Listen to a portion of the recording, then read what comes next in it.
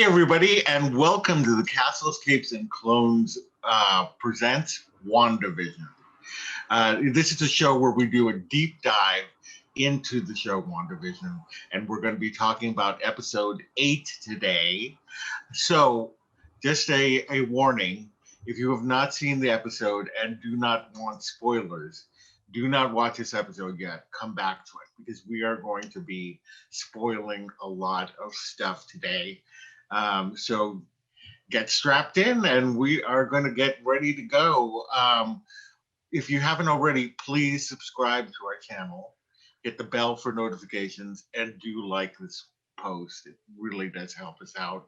It helps us be found by the algorithms and things like that. So it would be really great. I'm Loren, and I'm here with Rich. Hello. How's it going? It's going all right. Yeah. Yeah, I know what you mean. I've been under the weather myself. Yeah. Yeah. I'm just hoping it's not COVID again. Yeah. Let's not go through that again. Yeah, exactly. I think it's just I haven't been sleeping well. Mm. Yeah, and that's why I've been so run down. So anyway, yeah, which is, by the way, I'm sorry, everybody. This show is a little bit late because I was not feeling well last night, which is when we usually record these shows. So I apologize for the lateness. It is because of me. Right. All right. Well, let's go ahead and get into the discussion. So we start off in Salem, Massachusetts in 1693. And Agatha is being brought to the stake to be presumably set on fire. And we think that it's because she's a witch. And it is. Yeah, and it is. But instead of it being because these, mere mortals are accusing of her of being a witch, it's her coven, and she's accused of betraying her coven, for using dark magic and spells beyond her age and wisdom, and Agatha begs for her life, and but somehow gets the upper hand over her coven. The leader of the coven is her mother, who, interestingly enough, sported a energy crown similar to Scarlet Witch when she was fighting her daughter. I thought that was interesting. And let's start with the discussion there. Anything that you found from that particular scene that was noteworthy? I think we're gonna dive into obviously more of the magic realm. Mm-hmm. And I think we're starting to see the different schools of magic. Yeah. Where you say the crown looks like the Scarlet Witch crown, it looks more like an Atlantean crown. And Atlanteans have their own version of magic. Right. I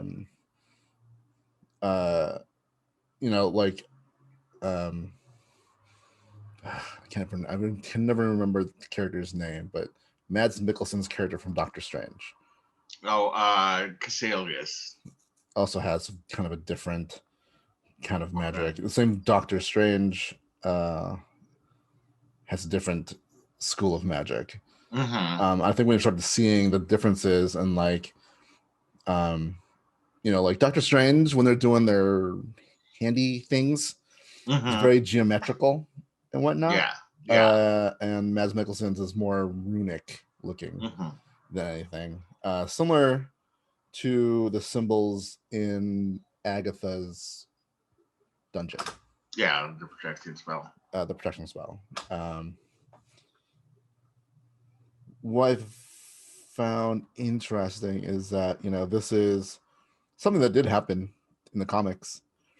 Obviously differently, but we've now established that she's been around for years, centuries, yeah. And that she seems to be someone who's it'd be very easy to say she's evil, but I don't think she's strictly evil. I think she's just obsessed with magic, and I think she's kind of like someone who wants to learn everything. And I don't think she would have gone and killed Oliver Coven if they let her go, but she is also self-preserving. So Mama had to go. Yeah. Yeah, I agree with you that I don't know if she's necessarily evil right now. And it's interesting because in the comics, she's not evil. Right, because she was a nanny. Yeah. And, she was the nanny. I mean, she was Wanda's mentor. Right. Which, I mean, we'll go into it a little bit. I feel like it can still happen that way. Like, I'm not truly convinced that Agatha is like evil. I think she just has an obsession. Right. But yeah, a lot of more play, like a lot of stuff in the episode kind of play into that. But if that crown on her mother was more like the Atlantean kind of stuff, that does pave way to Namor and the Atlantis. Yeah, true. Which, and then there's like hints. We've had hints in. We had a hint in Endgame when they talked about something happening off the African coast, which people kind of said that might be Namor. Maybe. Yeah. I mean, I would imagine that they're good. At some point, Namor is going to come into play. Right. But anyway, we are getting too ahead of ourselves. All right. So back in the basement, Agatha has trapped Wanda within a protection spell, which were 4 runes that basically make it only Agatha can do spells within that particular circle. And she has been waiting for Wanda to become her true self, she says. And she explains that Pietro was a crystalline possession. So she did possess him. So that, I think that she basically said that she was the eyes and ears of Pietro.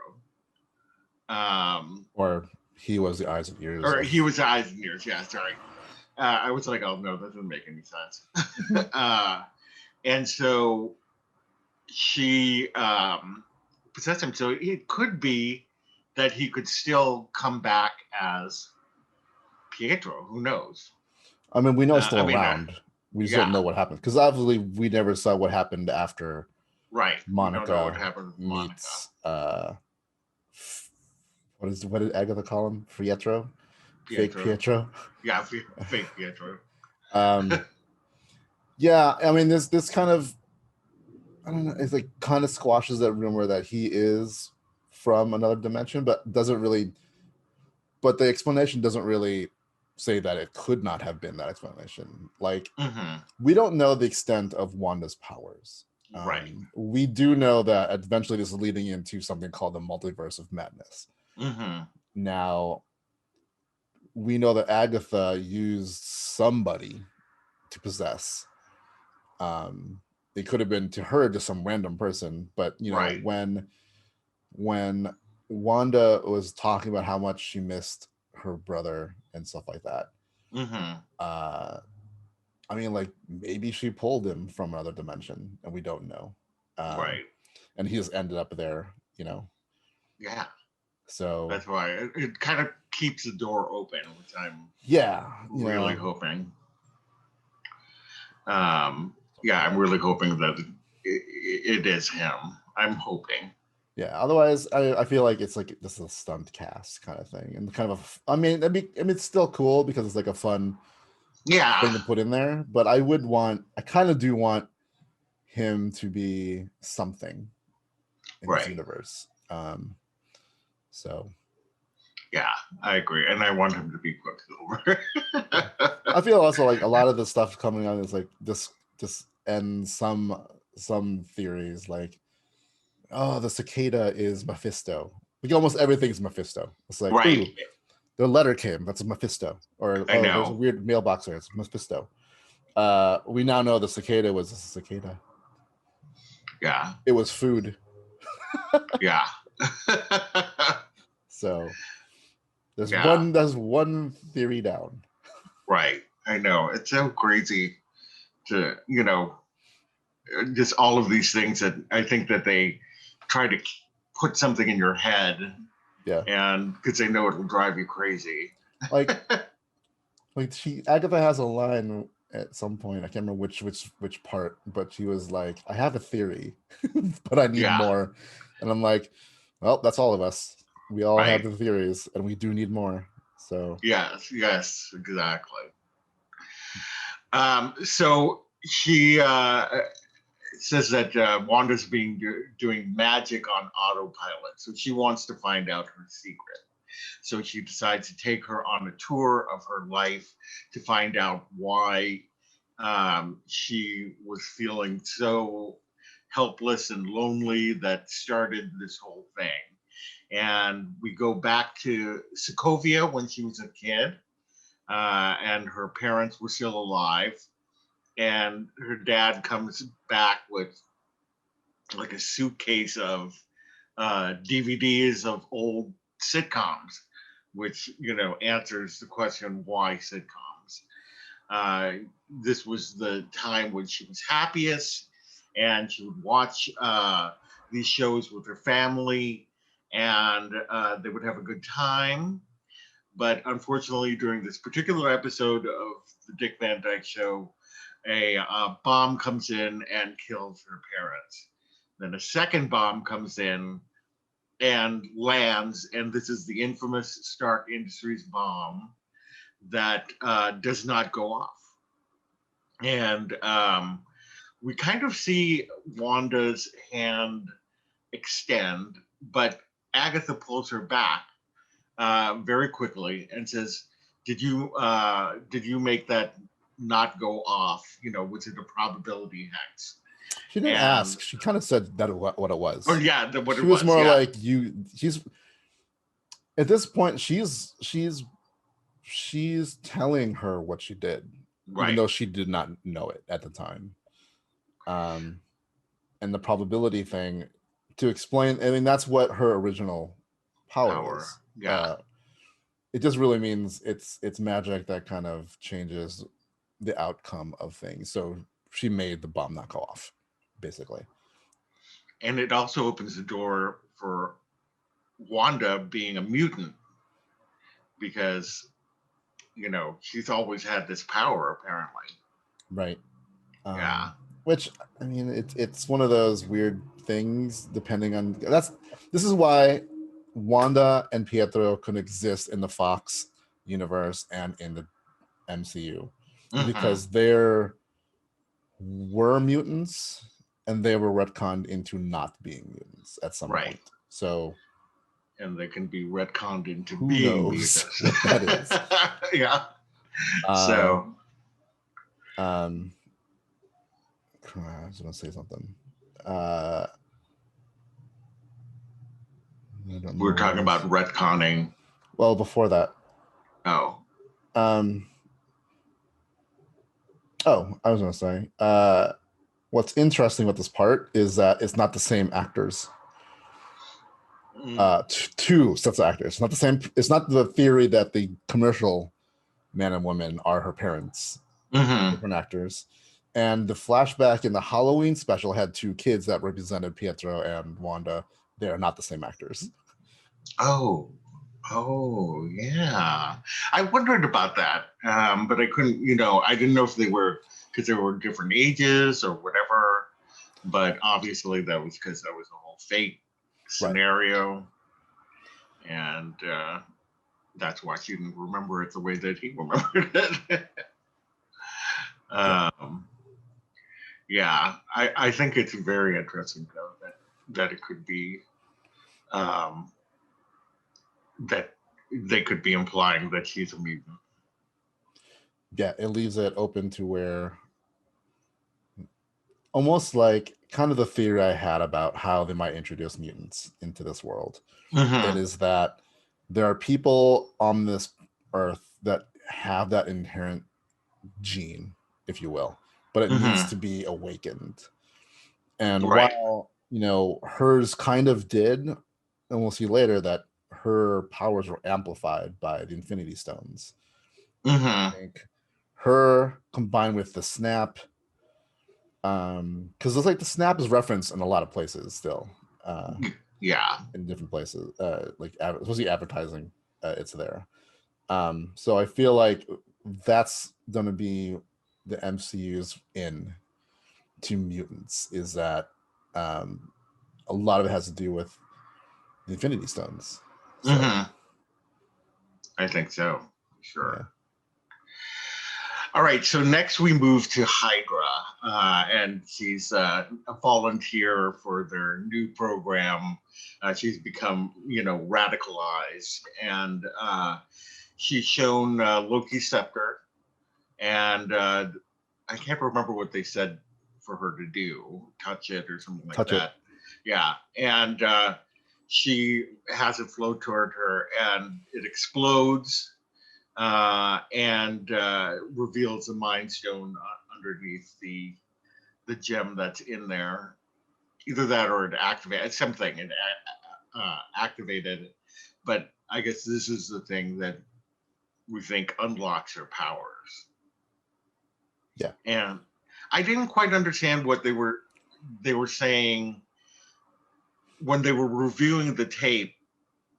Like, I couldn't see what they were seeing there. It's exactly what happened in the episodes of the show where somehow it glitches. It glitched. Okay. They never saw the Mind Stone do anything. Right. They just saw her standing there, and then next thing you know, she was on the floor. Where what the glitch was, they're missing that whole thing where the Mind Stone leaves the scepter, explodes, and then Wanda has a vision. Okay, so that makes a lot of sense. Yeah, because I was like, what are they seeing? I can't see what they're seeing. Yeah, it was just a glitch, basically. They're like, I don't know what happened, and they didn't see it because they're like, what happened? Like, they didn't react like, dude, don't want to see that. It was more like, what just happened? Like, how come she's standing there and all of a sudden, and then she was on the ground? Yeah. Okay. Similar to what we saw in a few episodes of WandaVision, and to an extent, something she kind of did in Age of Ultron with Captain America, right? Which she kind of reversed time, kind of thing. But but that could also have been. I can't remember if that was like a weird dream sequence that he had, or if it was something that happened in real life. Yeah. I need to watch that again. Right. But yep, we get she sees what looks like the silhouette of the Scarlet Witch. Some people say that it's her future that she's seeing. I think it's just seeing, like, I honestly feel like Fox has tried to tell the Phoenix story twice. Yeah. And both times, not the greatest. Right. And I think it's a story they want to tell, or Marvel would like to tell, but they don't want to do it again. But this is almost like their version of it. Like, instead of the Scarlet Witch being like just Wanda, I feel like it's this I don't know, like prophesized, or like, because shooting to the end, like, it just sounds like the Scarlet Witch is something that's existed before, and it's being passed to Wanda at this point. So I think she's just seeing her destiny, but it's not necessarily seeing that's what she's going to look like, that silhouette. I think it's going to be a combination. I think that headband thingy, will be there definitely. And I think, you know, this might be why subconsciously she made the Sokovian fortune teller costume to look like something like that. So but I keep forgetting. Like sometimes I forget. What confuses me sometimes with Infinity Stones is that the scepter is blue. Yeah. But in it is the Mind Stone, which is yellow. Right. I keep forgetting. I basically keep forgetting the scepter and the Tesseract are two different things. One is the Mind Stone. The other one's the space. The Space Stone. Yeah. Yeah. But yeah, the colors of the Infinity Stones, I think, also play a big part in some of those things. Kind of like dark magic, like the ether, which was kind of tied to this. Which stone was that called? Yeah, the reality stone. Yeah, like I feel like that's always kind of like reddish. Right. So I don't know. Yeah. Maybe not tied to it, but like it in this show, it does seem like the Mind Stone is very centric on yellow. So yeah, for sure. All right, so we go to the Avengers compound. Wanda mourns for her brother, and the Vision comes in to comfort her. And this is kind of the first time that she has felt less alone for a while. She feels comforted, and you know, you can see that this is the beginning of their relationship together. And it's a really beautiful scene, actually. Yeah. You know, again, my hat's off to the acting in this show, and particularly Elizabeth Olsen, who has had to do a lot of heavy lifting, you know, in terms of going back from comedy to drama. She runs the gambit of everything. Like, I think also the writer of this particular episode. Special shout out to that person, because a lot of feels in this episode, especially for those of us that grieve. Right. So, and also to Christoph Beck, who did the score. Again, another great score. Really, the music was just incredible. Yeah, I think the only problem is like this is a high bar. I know. Like, and there's only one more episode left. But I mean, like, this is a high bar for the rest of the shows. Like, the writing, the acting, the music, everything just hits.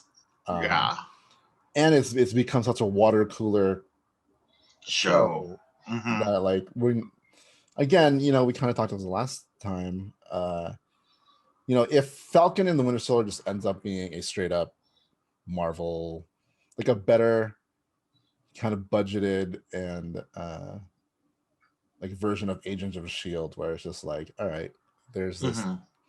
It's a straight up a Marvel movie, like a normal Marvel movie. I'm fine with it. I'm just curious how the public is gonna react to it when it's made, and we don't know. Maybe it won't be a like, when the episode ends, we're like, or if we're gonna be like, all right, we're cool. Catch you next week. Right. I know that'll be really interesting. I mean, we'll find out sooner rather than later. I can't believe that's coming up in a couple weeks. Yeah. Like a little bit over 2 weeks. So anyway.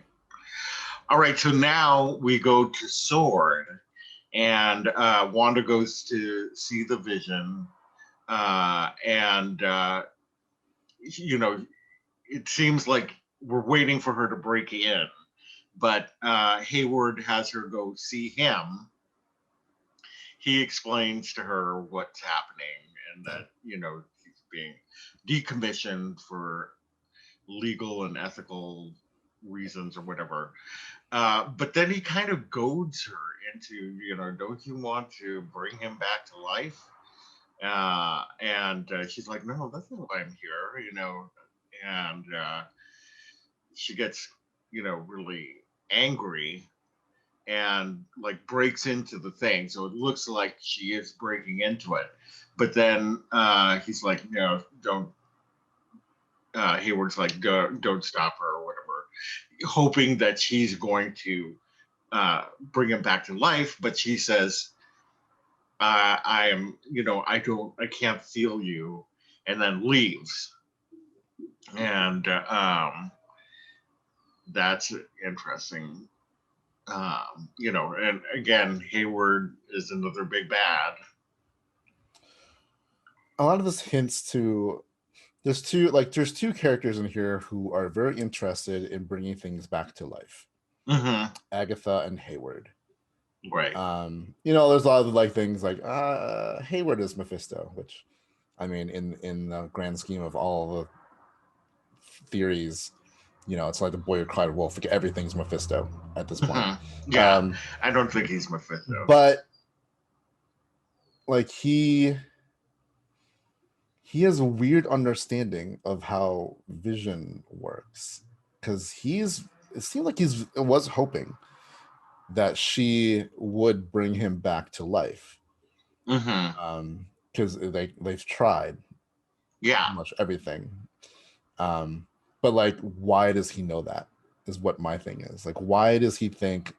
Because it's not like she's shown that before. Mm-hmm. And it seems like everything she's done has been, documented somewhere. And that's why like Jimmy Woo knows so much, and like Darcy knows so much. Right.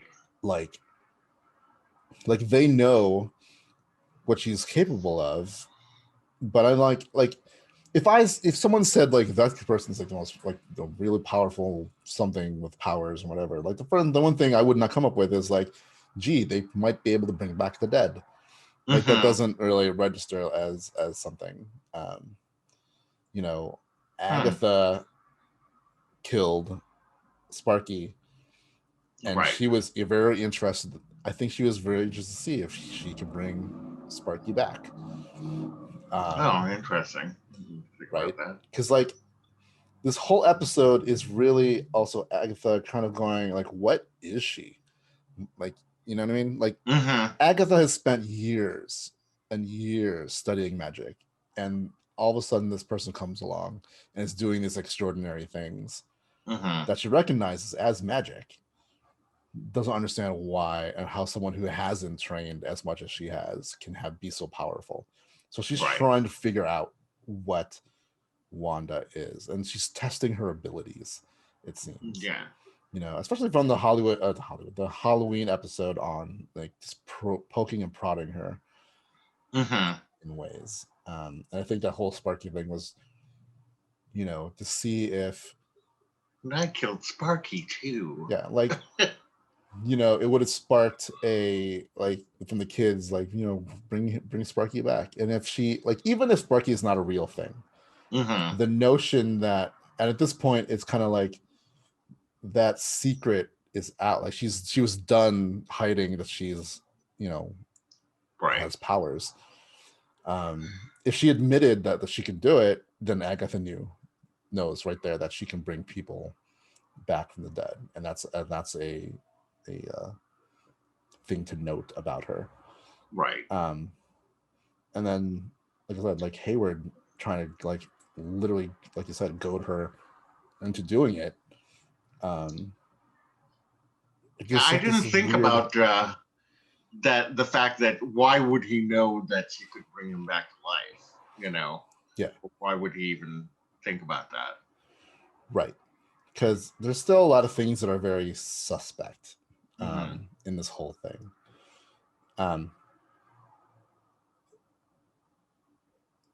I think I'm starting to think that there's something more to Hayward than just being the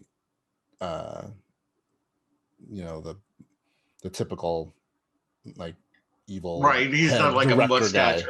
Yeah, I mean that's the thing, is that Marvel has at least shown that their villains can have layers, and he could still be a villain, but what his motivations are, we don't know yet. But in this case, I think his motivations are more sinister. Oh yeah. I just think that there's more than just trying to get Vision back together. Like he has a knowledge of stuff that seems very weird to me. Like he knows things. Right. And that whole interaction was just awkward because it was. He knows, like he like just like I can't put my finger on it, but it just felt wrong. Like that whole interaction, it felt like he had some nefarious thing in mind beyond just trying to see if she can bring back Vision. Like he has this weird, calm understanding of her, and it's kind of offsetting. Yeah. To me. Yeah, I agree. I didn't notice it until you had mentioned it. But now that when you did, and I look back, it is very interesting. Right. Yeah. But I mean, it's also, I mean, like, it's another like heartbreaking moment when she goes to Vision and, call back to the line from Infinity War, where, it's her and Vision and she says like, all I can feel is you. Right. And then this episode, she's like, I can't feel you. Like she's come to accept that he is gone at that point, I feel. Yeah.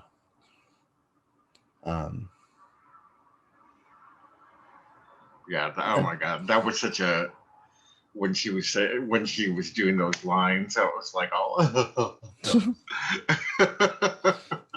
Yeah. So then, good.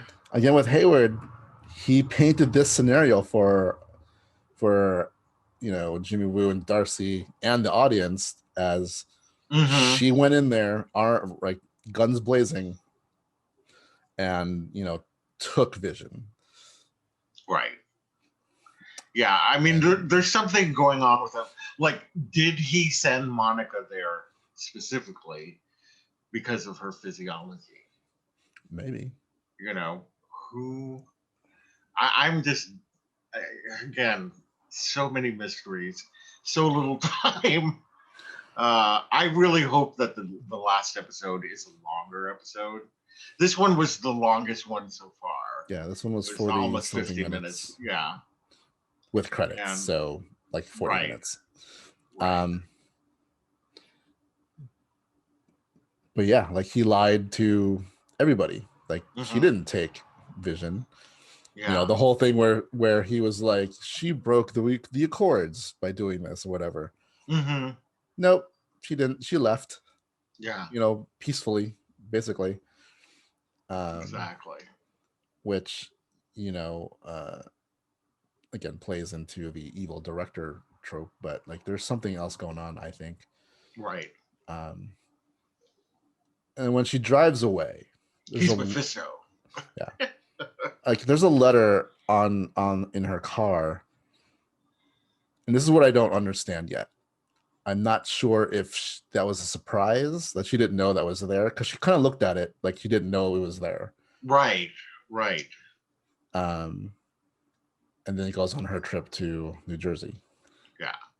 Yeah. So she sees something on her seat, and then she drives over to New Jersey. She's in Westview.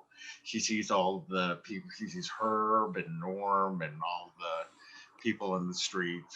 Deborah Jo Rupp. Yeah.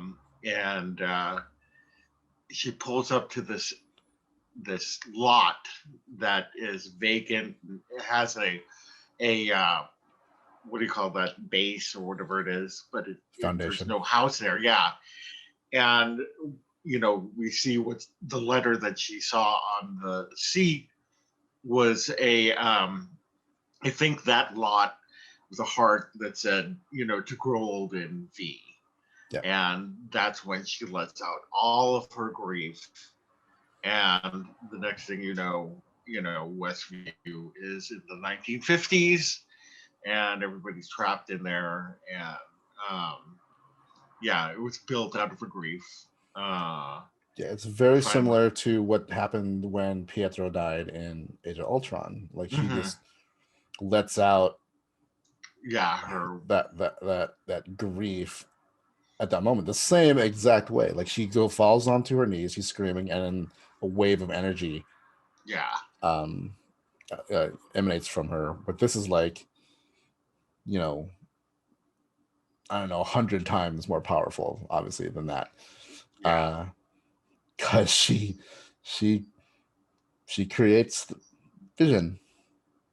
And this is where it goes back to like the importance of colors and magic. Her magic is obviously scarlet colored, red-ish. But when she's creating vision, it turns into yellow, which is the Mind Stone color. So like my thing is, and I've been thinking about this, is the universe set up in a way where the Infinity Stones need to exist? Because in this time frame, they're destroyed. Thanos destroyed the Infinity Stones. So is it kind of like, because they were born at the Big Bang, and maybe it's the universe's way of also kind of going like, well, these things need to exist. Could be. And so, you know, maybe she is powerful enough to, like, she got her powers from the Mind Stone. So I mean, like, did she lend some of her Mind Stone energy to resurrect, or not? Actually, she didn't resurrect him. She created a whole new vision. And very interesting. So anyway, you know, we flash to a set, like she's on a sitcom set, and Agatha is clapping her hands, and the next thing you know, the kids are screaming. Wanda runs outside. She sees her kids are being tied up by the neck to Agatha and her magic. And Agatha says that you are far too dangerous.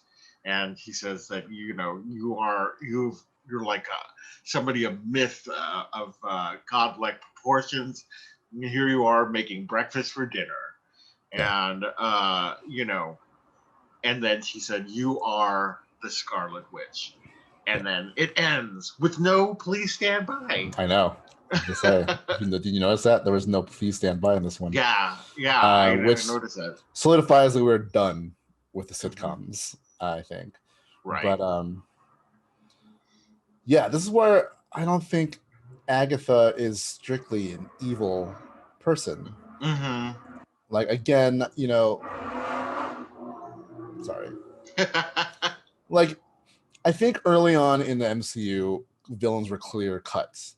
And I think they've evolved, like their villains have evolved as time has gone on to be more interesting, more layered, more nuanced. You know, Loki in the beginning was a straight up bad guy, but then here we are 11, 12 years later, and now he's got his own show, and we're not sure what he is. Like he's like neither good nor bad.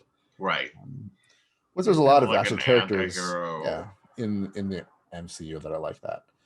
I think Agatha is going to be one of those, and I think she has been in the comics. Like, she's not necessarily evil in the comics, and she's not necessarily pure good in the comics as well. I think her theme song, you know, is throwing everybody off, because her theme song is like, who's been messing up everything and who's been pulling every evil string. But I mean, if you take that as a cue from the Munsters, who are the Munsters? They're these people who, like, that we consider to be monsters. Frankenstein, the Bride of Dracula, vampires, but they're not, right? They are not evil. They're normal-ish people with quirks. That's a good point. So, like, the parallel to the Munsters, I feel like in that song could be that meaning. Like, it's this whole thing of like, oh, Agatha was doing all these things. Like, what was Agatha doing? She's trying to get Wanda to reveal herself, to like it's almost like the kind of, she said she was rushing her through the sitcoms to get to the point where she's finally like her true self. Right. Know? The first thing she says to her is, you didn't think you're the only magical girl in town. And then she's like, I'm Agatha Harkness. It's a pleasure to meet you, like finally meet you. Mm-hmm. Which means, you know, that's she's seeing who Wanda is for real at that moment. It's what she wanted. Right. And you know, like her brooch. It looks like three, like the whole thing of the three witches. I forget what they represent, but there's three, and we have three characters with powers in this show.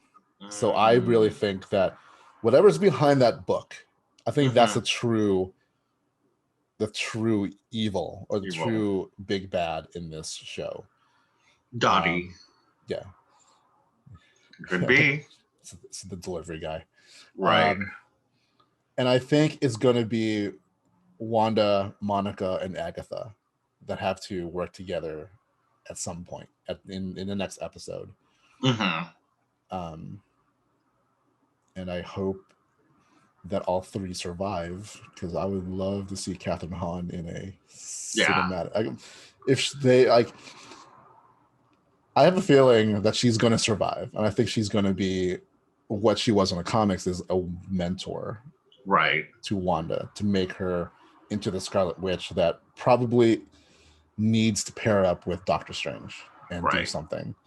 So it'd be kind of cool.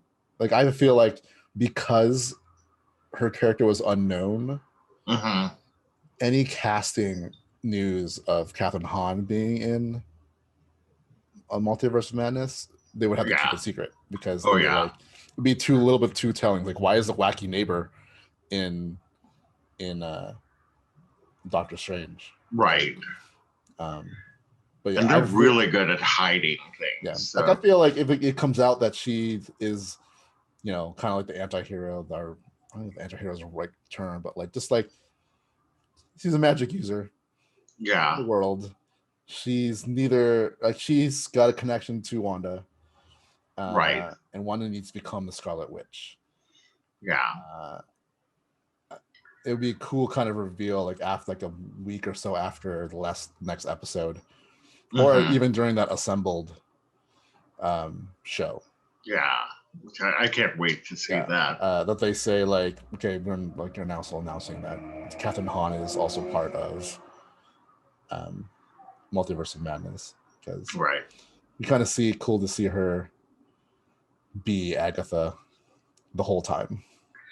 Yeah. Speaking of Catherine Hahn, another great performance. I mean, like, she's amazing. She's amazing, especially in this episode where, you know, she's just kind of following Wanda along and like trying to come up with her theory. And I just thought that she, you know, from the very beginning, I mean, when she first came in the 50s, you know, she's always been such a great force in the show. But this particular episode, I thought, was her strongest performance yet. Yeah. And, you know, both of them are, I tell you, if just so good. If neither of them get an Emmy nod, or no, I'm gonna stick with Emmy. Like, Golden Globe probably, but like Emmy nod, right? That'll be a travesty to whatever, because they are so good in this series. Yeah, they should at least get a nomination. Yeah. So Now, if they're both nominated for like the same award, one would be for regular, and one would be for supporting. Catherine Hahn would be supporting. I mean, there's an argument to say that that's not true. Well, I think, and I mean, maybe not in terms of the show, but I think in terms of the rules of, you know, of the whatever deciding group it is. Because I've seen people with more role in a show that still got supporting. And I think that they wouldn't want them to compete against each other, because there's more of a chance to. I mean, it depends on how that works. Because like the Tonys don't do that, because both Lin-Manuel Miranda and Leslie Odom Jr. was nominated for the same award. Right. And one is the title character, and one is the main antagonist. Right. The Oscars, was Heath Ledger in Dark Knight? Was he supporting or was he best actor? Do you know? I think it was supporting actor. So I'm just saying, I don't think there's quite a clear-cut distinction in this show. I don't think so, but I think in this particular case, he would be supporting. Personally, that's what I think. Okay, so we have one more scene, which I almost forgot about until I looked down at my notes. And there was another mid-credit scene. And we were back at the sword camp. And, everybody's like, we're ready. Like, we think that they're going to bomb or do something. We don't know exactly what's happening. And Hayward says, we thought that we'd need the whole shebang, but all we needed was a little energy from within. And they fire up that drone that was in there, and then they pan over, and it is the Vision, but a white Vision. And so they made their own version of Vision. Well, it's Vision. It's not their own version. Oh. The actual Vision from the thing? Yeah, they put them back together. Oh. That's what they said. They're taking them apart and putting them back together. I didn't think about that. Okay. Yeah. I thought that they may have created a new husk, and that's gonna really not sit well with Wanda. Yeah, I mean, there's no way they would have made another shell, because he said it cost $3 billion. Right. Just for the Vision they had. So they have the parts. Right. And it's also the work of Tony Stark and Bruce Banner. Mm-hmm. I don't think they're quite at the level of their intelligence to make a brand new version of Vision. So this is basically the not even Frankenstein. Like they dissected him and put him back together. Basically, they tried to figure him out. They couldn't do it, and then they put him back together because now they had what he wanted. He wanted Wanda to jumpstart him. Turns out he didn't need Wanda to jumpstart him. He just needed some of her energy, some of the energy, which came from the drone that went out. So, I mean, what's also in this is probably why, he knew that wasn't Vision inside the hex, because he had Vision. So that's why he didn't do anything. I think he was just curious to see what happened. That's not Vision. Yeah. I didn't even think about that. He knew that wasn't Vision in there. Yeah, because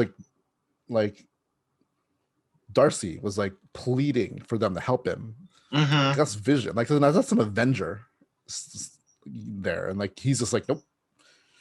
And so it made sense.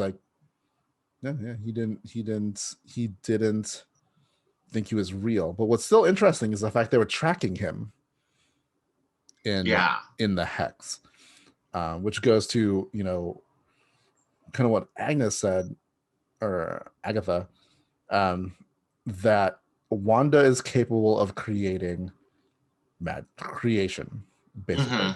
The kids and Vision are different than anything she's done. So I think Vision exists as that is Vision in the hack. So he is made out of vibranium, because they were tracking the vibranium. Yeah. So it's just interesting that he also knew that. He knew to do that. Mm-hmm. Yeah, now that you're saying all this stuff, now I'm like, my God, I didn't even think about this. Like he knew he had Vision, and then obviously seeing Vision on the TV show, somehow just like either he wanted to know if also Wanda can create things, because somehow they knew to track vibranium in there. Right. Because I'm deeply rooted into the theory that this is the first version of the Sentinels. Interesting. Yeah, because Marvel doesn't necessarily take things verbatim from the comics, but there's concepts in there. Yeah. This is why I think like the Scarlet Witch is a concept of the Phoenix. And I think like the whole Ultron Vision thing is a lead up into Sentinels. Like they have technology, they can kind of recreate it, but they can't recreate it just like the Vision and Ultron, but they can make something similar-ish. So right. And then knowing that there's magic users or other beings of power, I think Hayward is working towards that too. So yeah. What I also found interesting is, and I'm still not convinced that that lady that we met in the last episode was the aerospace engineer, because she was also in that scene. Like she was there working for Hayward. Was that her? I think it was her. Okay, I did. I wondered that myself, but then I'm like, why would? Like, I'm pretty sure that was her. So I'm like, and she is part of SWORD, so it's not like right. We said there might be some like splintered factions of it, but like, yeah, it's still SWORD. Because she did look like when he was saying, like, let's light this place on fire, or whatever he said, she like looked at him like he was nuts. Yeah. So, right. Yeah. So I don't think it's her. I think she's like, whoever it is made the thing, but I don't think she's the one who made it. She seems more like like an officer. All right, I'm the director. You're my subordinate. You're in charge. I've delegated the task of doing whatever, and so operations to go. Tell your people. Right. And that's what her role is, But I don't think she's the one who created that tank truck thing. Yeah. I kept thinking when the mid-credit scene, I kept thinking it was going to be the Fantastic Four. Part of me was going like, it's somebody. I'm like, oh my god, yeah. It's like it was just like something. I had in my head. I'm like, I'm going to see the Thing in a minute. Well, I didn't think it would be like the Fantastic Four. I thought we would see who it was, and it was, and then that person kind of like whatever it is that he wanted to launch into there had to be super tech, right? So who else would be able to do it? It's probably the same aerospace engineer that probably also works for SWORD. And he would be there to be like, all right, she's ready, and then launch whatever it is. I didn't know what it was they were going to launch, but like if that truck thing didn't work, and Hayward is very confident that whatever he wanted to launch was going to work, right, it would probably be made by someone of similar caliber to Monica's friend or the same person. Right. So I thought that person was going to be there, maybe not even acknowledge that that's who it was, and it'll still be the other the officer who actually does whatever she does, and he's just standing there. Yeah, and it looks like whoever. Right. But we got White Vision, which is still a nice callback to the comics. Yeah. And I think we're going to see a Vision versus Vision fight. I know. My God.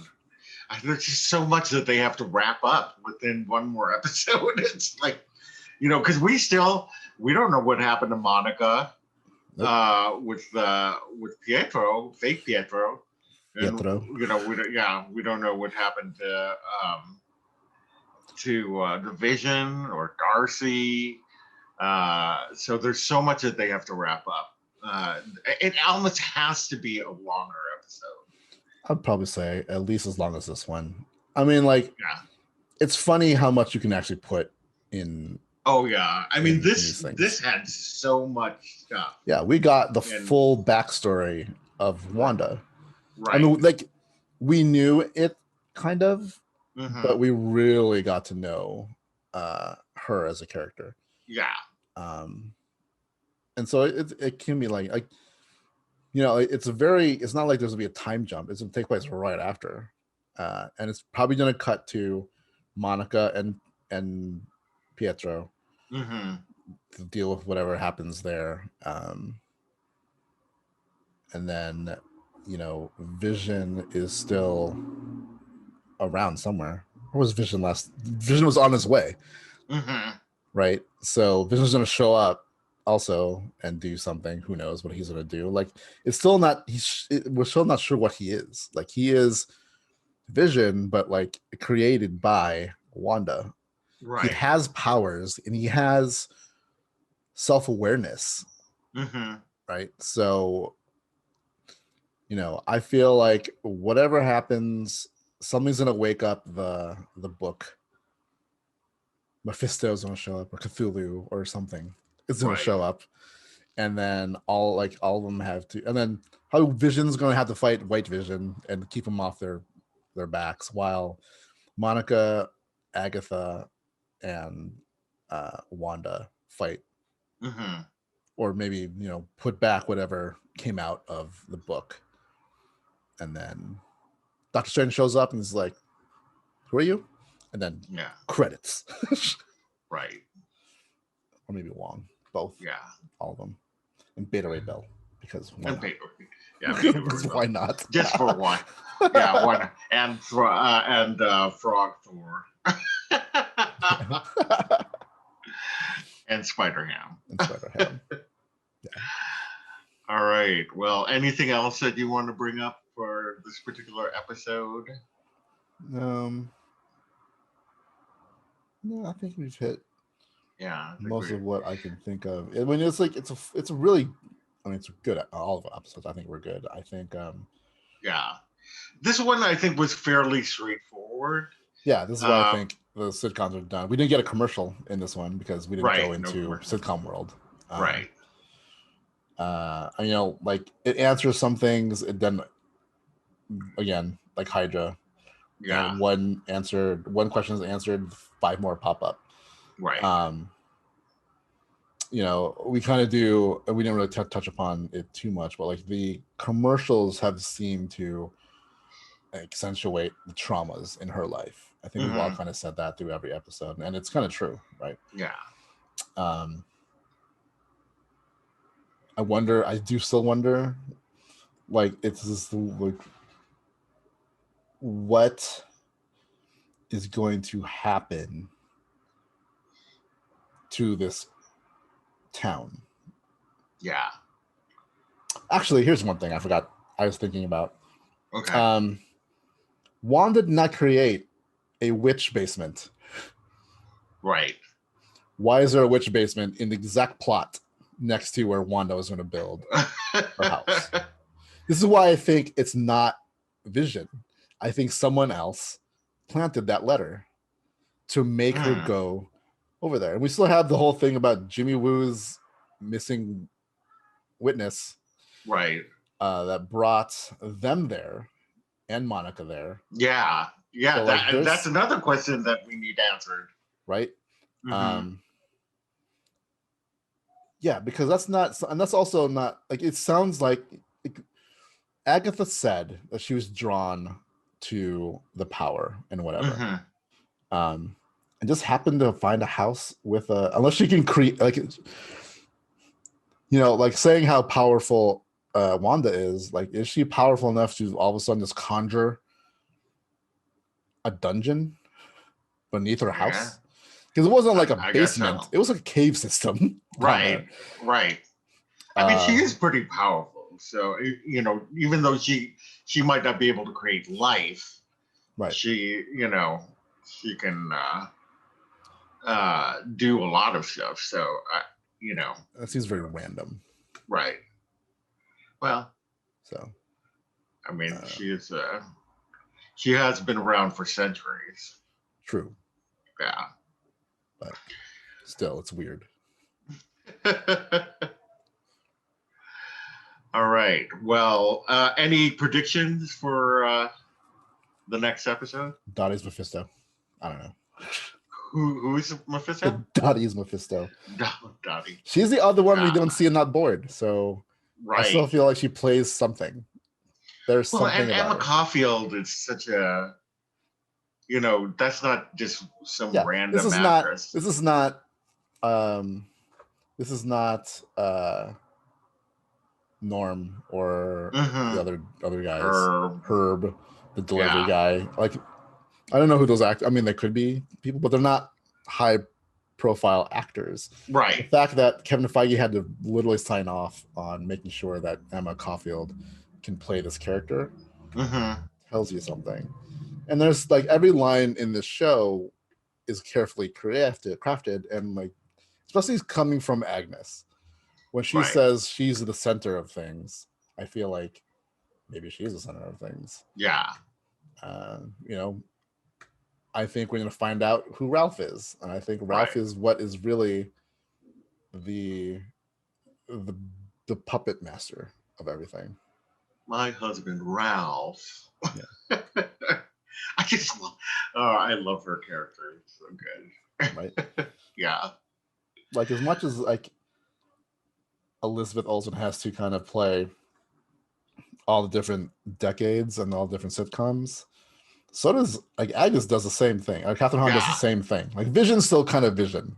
Right. Paul Bettany is still kind of Paul Bettany and all of that. But definitely you can tell the difference between the eras with Elizabeth Olsen and Catherine Hahn. And Agnes, yeah. Yeah. So I just can't wait. And then it'll be over, and then we'll be sad. I know. And then we'll be like, I know I will be. What's going on fucking Windows Shoulder? Right. Like why? Yeah, thankfully we don't have to wait too much longer for another Marvel show. Yeah. So. Their curveball is like all of a sudden Howard the Duck shows up. And you're like, what? Yeah. And Frog Thor. And Frog Thor. And Spider-Man. Yeah. All right. Well, we've come to the end of our episode. We've got one more episode left. I cannot wait. We cannot wait. Be sure to subscribe to our channel, hit the bell for notifications, and do like this post. It really does help us out. You can always reach us at podcasts@castlescapesandclones.com. Leave us your feedback, both good and bad, and also share our posts with your family and friends. We've got a running tab on our website. This will go up with the other episodes. So in case you're just joining us and didn't get a chance to look at our other deep dives, you can go back and listen to our other episodes. So you can reach me personally on Twitter @LowJav and on Instagram @Loren Javier. How about you, Rich? You can reach me on Twitter and Instagram @R2Romasanta. All right. Well, the opinions expressed on today's vlogcast are solely our own and do not represent the Walt Disney Company, its subsidiaries, or assets. Thanks so much for joining us. We'll see you later. Bye. Yep. Catch you on the flip side.